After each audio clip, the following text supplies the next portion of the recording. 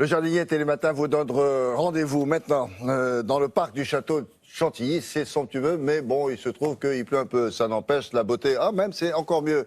C'est magnifique cet endroit. Hein. Bonjour Philippe. Qu'est-ce que vous faites là-bas? On me dit que c'est un cycle pour une fête des plantes, mais elle va être magnifique, même sous la pluie, je suppose. Ça va rassembler combien d'exposants cette année? Bonjour William, plus de 200 exposants seront présents pour cette nouvelle édition, tous unis aujourd'hui sous la bannière de l'automne et de la pluie pour commencer. Alors regardez ce merveilleux château derrière moi, château de Chantilly. C'est une reconstruction du 19e siècle. Il occupe l'emplacement d'une ancienne forteresse médiévale. Il est entouré de plus de 200 hectares de parcs, de jardins, de forêts, de plans d'eau. Et en venant ici pendant ces 3 jours, vous allez à la fois découvrir le lieu parce qu'on peut visiter le château et puis profiter de cette fête des plantes qui va débuter dans quelques heures à 10 heures précisément. Alors une fête des plantes, c'est pas une exposition banale où on vous montre des pots de fleurs comme ça, les uns derrière les autres. Non, non, ils reconstituent un jardin. Ils font ça cette année aussi?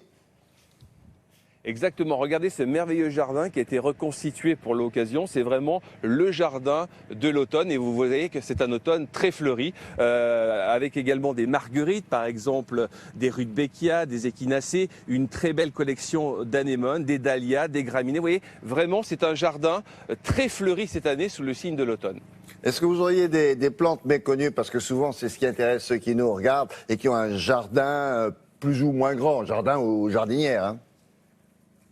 Exactement, jardin veut dire aussi parfois sous couvert d'arbres, parfois à l'ombre. Regardez, une plante méconnue, regardez cette merveilleuse plante, c'est de la famille des hortensias, elle s'appelle Cardiandra. C'est une vivace qui nous vient de Chine et qui fleurit tout l'automne jusqu'aux premières gelées. La feuille est délicate, un petit peu comme un hortensia et ça marche bien sous couvert d'arbres. Et puis vous avez aussi cette petite persicaire qui aussi tutoie l'automne. Regardez ces petites fleurs magnifiques qui vont vraiment trancher avec cet automne plutôt pluvieux et plutôt sombre. Ça aussi, c'est une plante très rustique à mettre dans son jardin. Et puis, si vous avez aussi, regardez, un petit saxifrage, celui-là est magnifique, il s'appelle Akiba. C'est le plus foncé de tous les saxifrages. Ça, on peut l'avoir sur son balcon ou dans un pot. Ça forme vraiment un coussin extraordinaire. Et regardez, des milliers de fleurs vont comme ça perdurer jusqu'aux premières gelées, jusqu'au mois de novembre. Il y en a d'autres, des plantes